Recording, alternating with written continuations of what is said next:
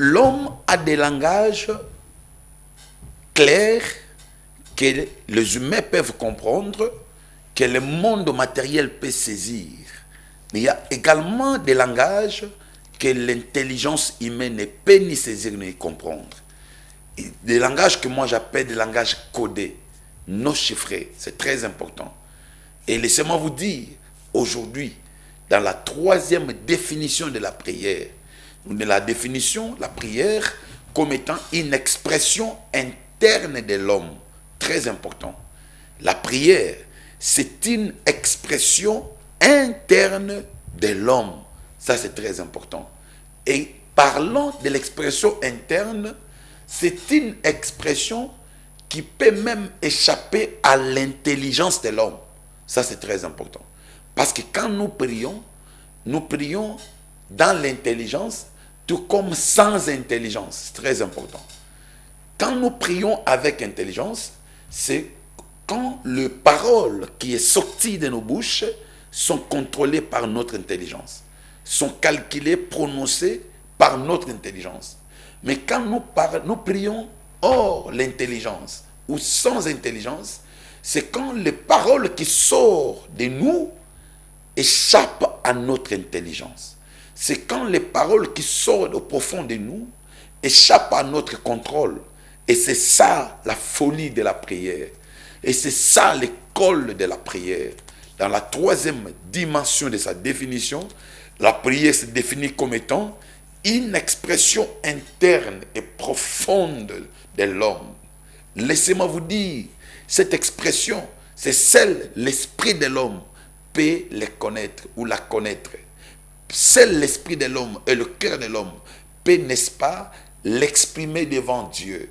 Je veux dire que les pensées les plus profondes de l'homme ou les pensées les plus profondes de l'homme se traduisent par cette expression, n'est-ce pas, interne, que la prière va amener vers Dieu. C'est très important. Laissez-moi vous dire, l'homme a des pensées inexprimables, comme je venais de le dire et mentionner tout à l'heure. Il y a des paroles et des propos que l'homme ne peut traduire dans une phrase ou dans une expression.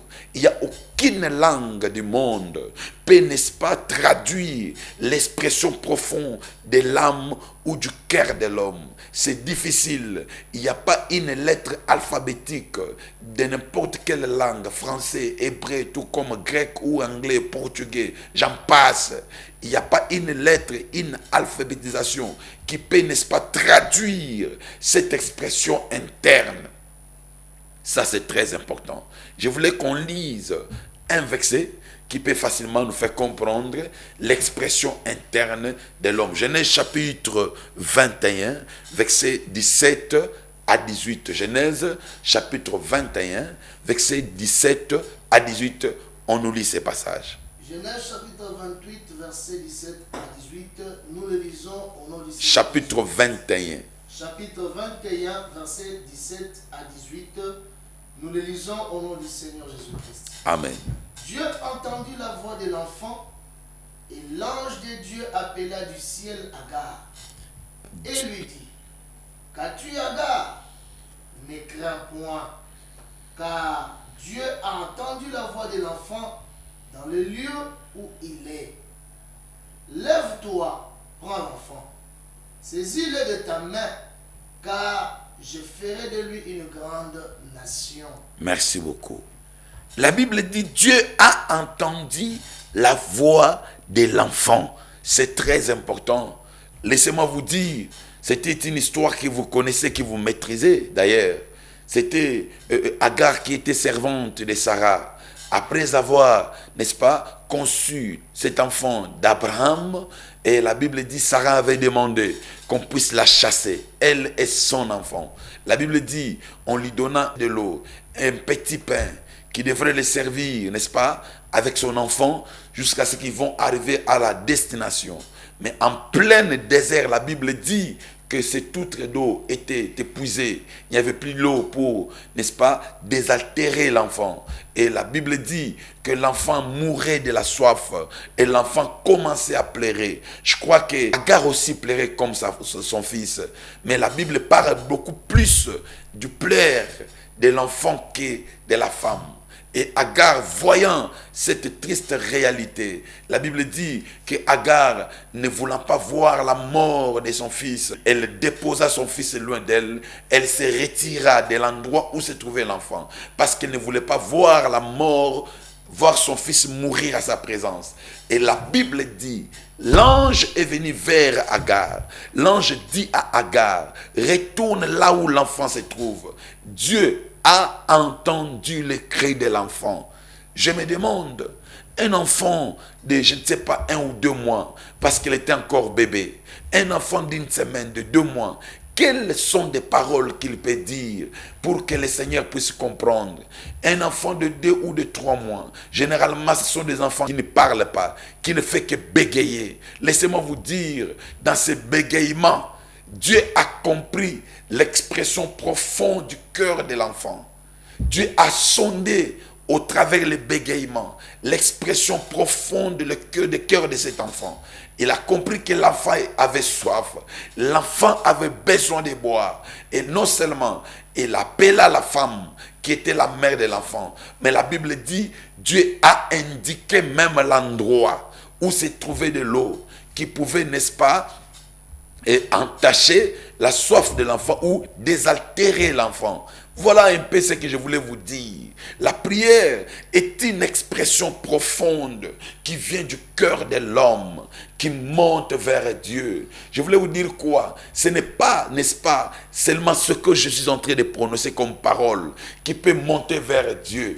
Oui, je peux prier en prononçant des paroles dans ma langue maternelle ou encore dans une langue étrangère. Mais cela ne se limite pas là. L'homme, n'est-ce pas, dans son plus profond, il y a des expressions qui montent dans son cœur, qui peut échapper à son intelligence, qui peut toucher Dieu sans que l'homme ne puisse les comprendre.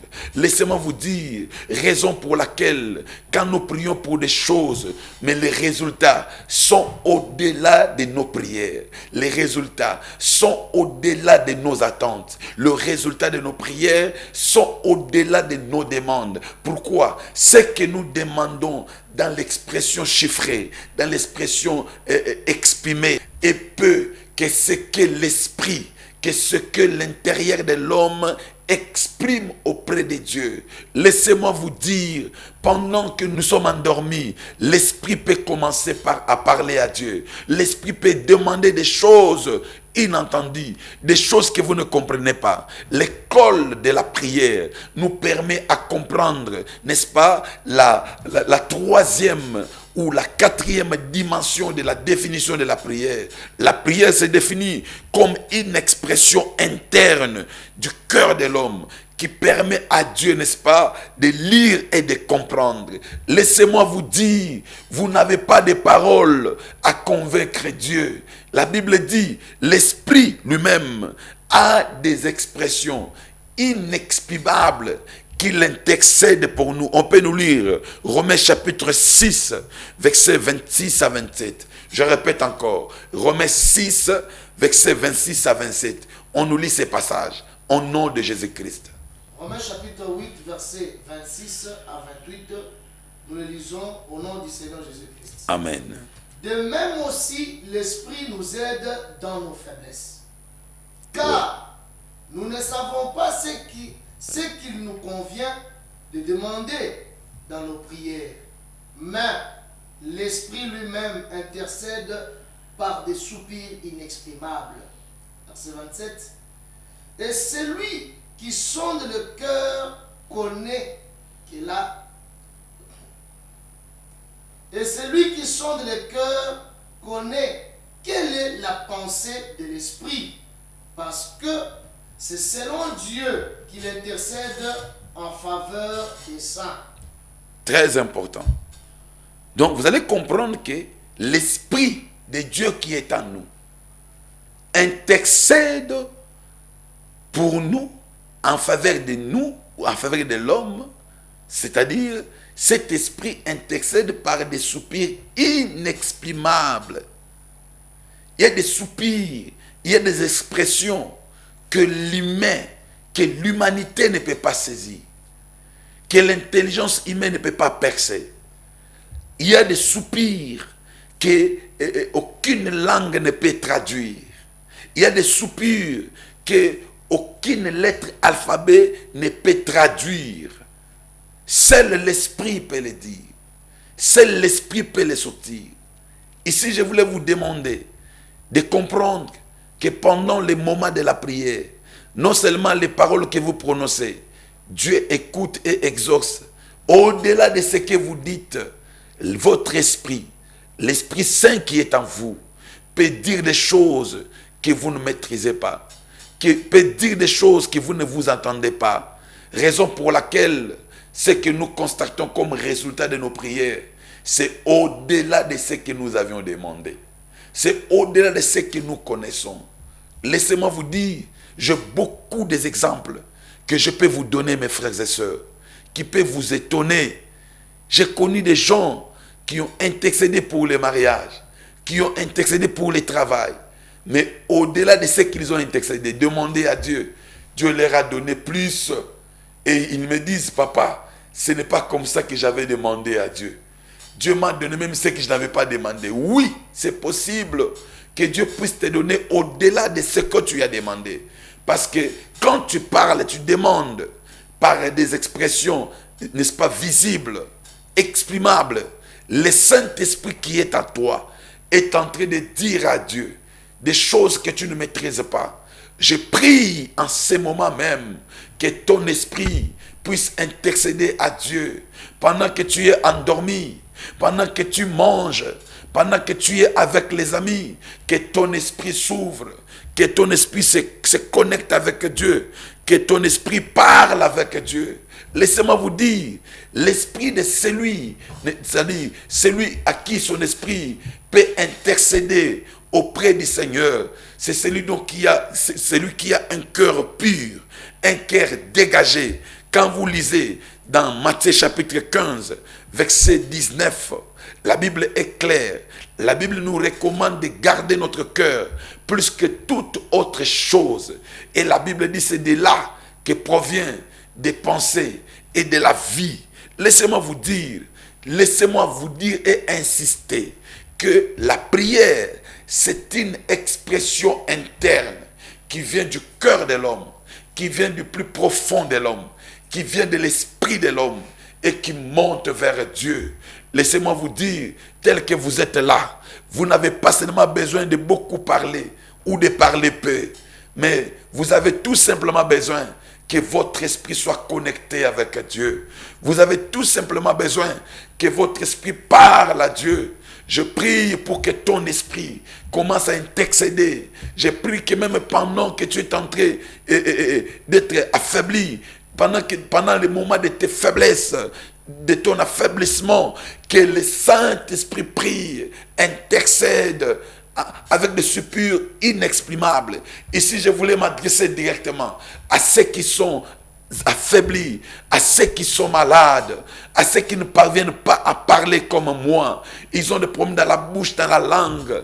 À ceux qui sont immobilisés, il peut voir, il peut reconnaître les gens, mais il a la difficulté de parler. Je vais te dire, ma soeur, mon frère, si ta bouche ne parle pas, l'esprit peut intercéder. Même si on te ferme la bouche, même si on t'empêche de parler, l'esprit peut intercéder. Je m'adresse à ceux qui sont dans des zones rouges où on ne permet pas aux chrétiens de prier. C'est ici que je vous dis, même si on ne vous demande pas, on vous interdit la prière à haute voix, à mi-voix. Laissez votre esprit s'exprimer devant Dieu. Laissez votre cœur parler à Dieu. Oui, les gens peuvent voir la bouche en train de parler, peuvent voir votre langue en train de se remuer, mais ils ne peuvent pas voir votre esprit en train de parler. Quand l'esprit de l'homme prie, quand l'esprit de l'homme parle, même l'homme lui-même peut, n'est-ce pas, ne pas comprendre qu'en ce moment même, mon esprit est en communication, mon esprit est en prière. Laissez-moi vous dire, il y a des gens qui croient que si je ne prie pas à haute voix, ma prière ne sera pas exaucée. Si je ne prie pas en criant, ma prière ne sera pas exaucée. Je ne suis pas contre ceux qui crient, mais je vous dis que la Bible dit la prière est une expression interne, c'est-à-dire une expression que l'âme, que l'esprit donne à Dieu, montre à Dieu, exprime à Dieu des choses qui nous échappent. Laisse que la paix de Dieu vous soit donnée. Au besoin, veuillez nous contacter, veuillez nous écrire sur notre adresse WhatsApp. Les numéros que je vous donne maintenant, 099 99 15 167 0999 4 fois 15 167. Que Dieu réveille votre esprit, que le Saint-Esprit soit votre intercesseur. À partir de maintenant, que votre esprit se communique avec Dieu. Je vous communique cette onction, que votre esprit se réveille. Soyez connectés avec Dieu en tout moment. Au nom de Jésus-Christ. Amen.